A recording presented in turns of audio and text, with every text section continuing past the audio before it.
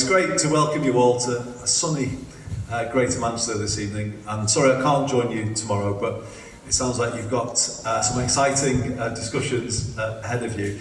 I thought tonight what I could do is just share a little bit of where we are at. Maybe that might prompt some thoughts tomorrow. We are at the end of the first decade of Greater Manchester devolution. So the deal was signed, if you might remember, in 2015.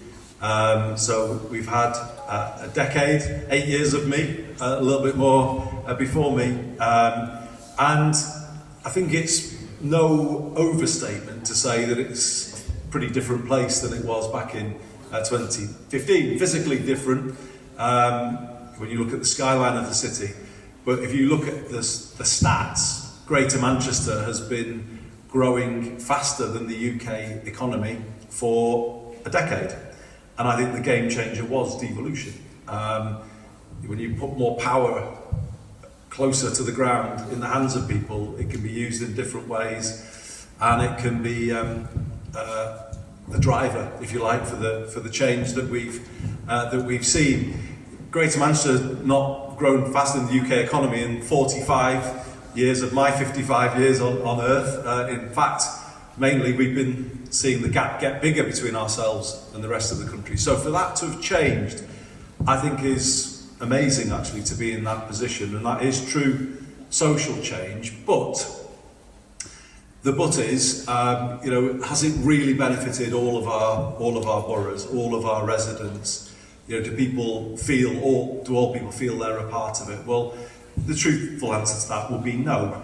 And it's why in the decade that's ahead of us, 2025 to 2035, I think we then can go to the next level. And what I would say, what that means to me, is creating more of a circular economy in Greater Manchester, a less extractive circular economy, where the growth that we're creating stays within and is felt within our communities, and deals with some of the let's be honest, the dysfunctional feeling that there is around about the country and where it's at, and the alienation some people feel. I think we really do need to drive this deeper and further to change more lives and to bring about the change in Greater Manchester that we want to see.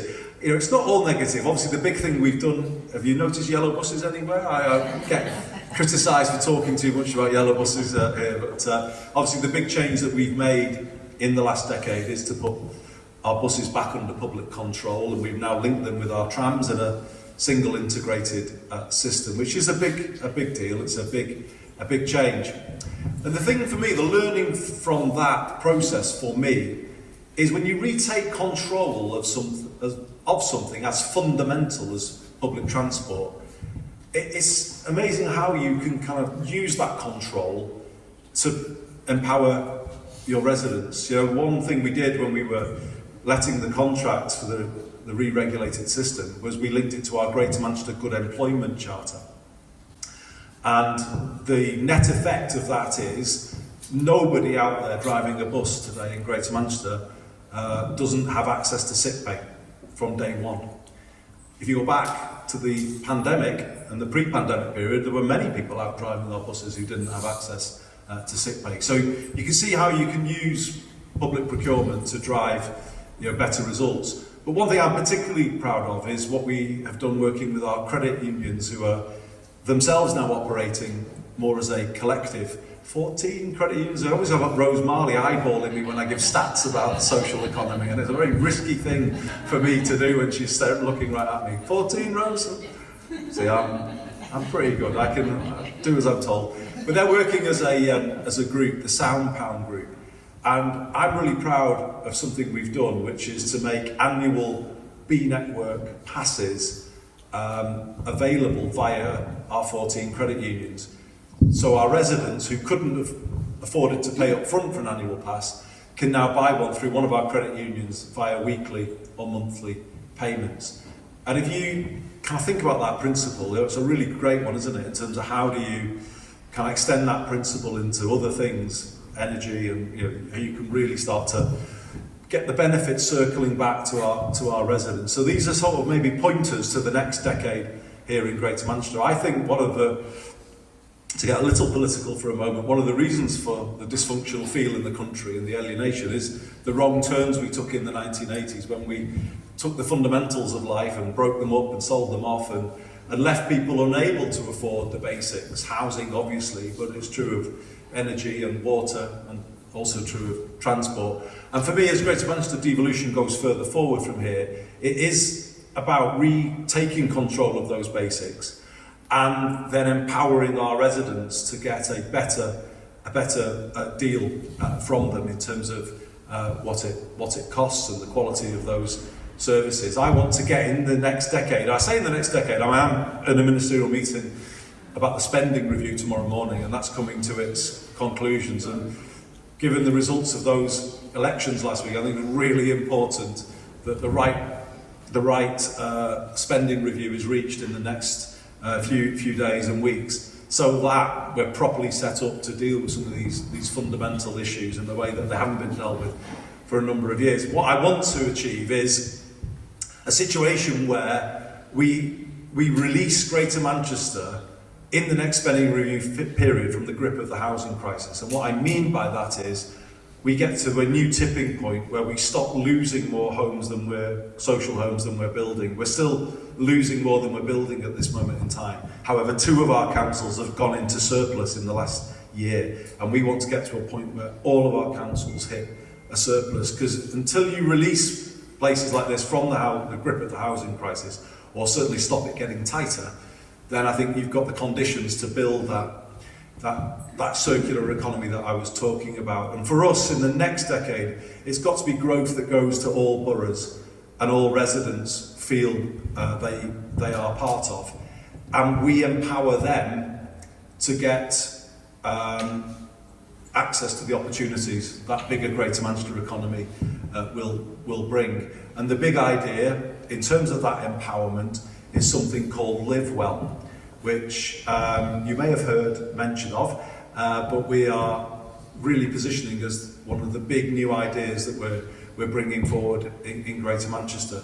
And just to explain it quickly for people, Live Well is about providing simple, everyday social intervention for our residents to enable them to remove the barriers in their lives that are kind of standing in the way of them being a full part of the GM economy and being in work, etc.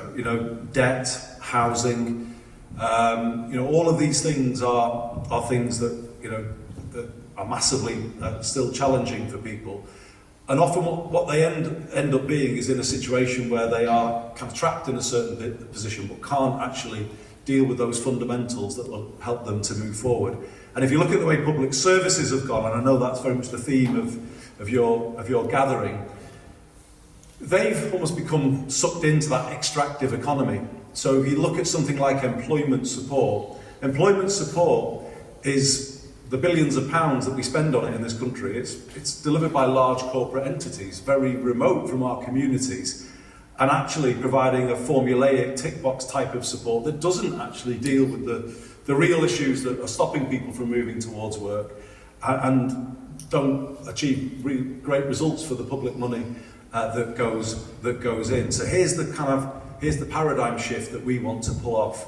We want to reroute that employment support funding away from those large corporates and into what is now the integrated settlement here in Greater Manchester, where we have our block of funding from the government. But then we pass that on to our local community, voluntary, faith and social enterprise sector, cooperative sector as well, to deliver that support in a very different way. And if we were routing that money through bottom up, through that network, and here's the critical thing, as core funding, not as sort of project funding here or there, core funding for that network, and commissioning a network rather than making organisations bid, but saying to them, we fund you on an ongoing basis. I think that creates the potential for a very different approach to the way we support the social economy in Greater Manchester. And Rose has helped us launch something called Our Business, which is a new support system at the Greater Manchester level to create more social businesses, not-for-profit organisations, cooperatives. And as part of that, we're creating a Live Well directory so that those organisations are very visible in terms of who can contribute. If you play this out for a minute, the benefits of using the public money to fund networks of not-for-profit organisations to provide everyday support for our residents is a massive change, and it would build that circular economy, because those organisations would contribute so much more back to our communities in terms of volunteering and other things as well. But the thing I'm trying to pull off in the spending review, and the reason why I can't be here tomorrow morning, and I hope you'll understand why, is if we succeed, as we believe we will, in reducing the numbers of young people not in education, employment or training, and getting more residents into work, we're saying to the Treasury, give us then a revenue share stream of that funding that we will save for the economy, because then that money will come back into funding the Live Well network, and it will become a sort of self-fulfilling proposition, where instead of money that is spent really unproductively in the benefit system, not moving people towards work, all of a sudden you reroute that into a vibrant Live Well network of organisations across Greater Manchester, dealing with those fundamentals, removing the worry of debt from people, because you help them get on top of that, giving them better access to housing. I mean, one thing that I would say is Live Well will only succeed if it's based on a new approach to housing. And one idea that we are trying to land in this spending review is that Greater Manchester becomes the UK's first housing first city region. We've got to recognise the preeminence of housing in public policy. If you've not got a good secure home, what have you got in life? Have your kids got good health? Can they have a good education without that good secure home? Can anyone in the family have that? Well, they honestly can't, can they? Housing is fundamental to everything. So our approach will be based around housing first, combined with Live Well, is our aim to sort of deliver a whole new approach to thinking about public services, away from the competition and the outsourcing of the past and towards a network approach from the bottom up, with the organisations we trust and we know in our communities, moving towards long-term, sustained, continuous funding as opposed to core funding. Now, can I pull it off? That's the big question. I don't know. But they said we couldn't re-regulate the buses, back on yellow buses for a minute. And there's other things that Greater Manchester has achieved that we're very proud of. We are saying to the government, make us the prevention demonstrator in this spending review. Set us up to give this a go. I'm really certain that we're not looking at a great future here. If we look at a kind of way of government thinking, where the NHS is protected as a department, but nothing else is when it comes to spending. All that leads to is just continually cutting the services that do try and help people live well, councils, housing, transport, all those other things that have been cut over the last 15 years. And we keep saying, well, we'll protect the NHS. That's a recipe to spend more and more and more and more money treating people supposedly back to a better life, and it just won't work. It's time for this country to try prevention properly, and to then circulate all the benefits of that back into the local communities and the local economy. So maybe, Jonathan, that does give people some food for thought for tomorrow. I mean, what we would be grateful for is if this vision appeals to you that I've outlined, support for it as we go into the final stage of the spending review. Because I'm not making an argument for Greater Manchester to be given special treatment. What we would want to do is to take the same model everywhere as mayors come forward now, and we look at devolution doing something different in terms of the way we run things. The difference is between the top-down state through Whitehall silos that, to be honest, never did get underneath these issues, and increasingly, threw a lot of public money out of the door for minimal benefit in terms of the outsourcing it brought about.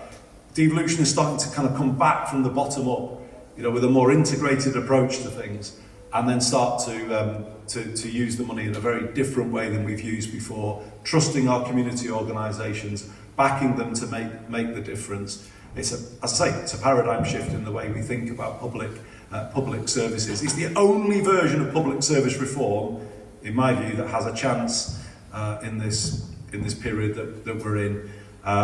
We hope you could work with us to make it work, because if we do make it work, the prize for everybody is pretty massive. So I'll be interested in any feedback from the conference on what I've said. Thanks for coming to Greater Manchester. We're really pleased to have you, and I'll hand back the mic to Jonathan. Thank you.